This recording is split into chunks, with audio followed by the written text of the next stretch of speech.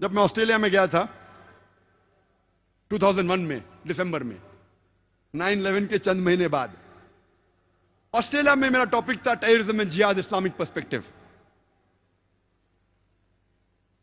جہاد و دہشت گردی اسلامک نظریہ۔ تقریر ختم ہونے کے بعد سب سے پہلا سوال یو ایس کونسل جنرل نے مجھ سے پوچھا، doctor Zakir Naik, do you consider Osama bin Laden to be a terrorist?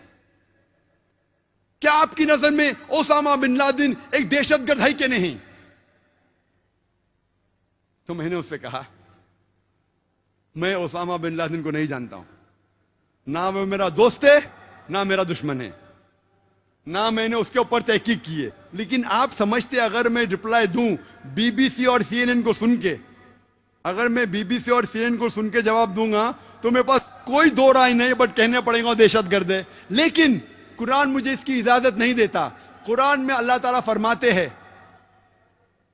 سورہ حجرات میں، سورہ نمبر 49 چیپٹر 49 آیت نمبر 6 میں، جب بھی کوئی فاسق آپ کو کوئی چیز کہتا ہے اس کی تحقیق کرو دوسرے تک پہنچانے کے پہلے۔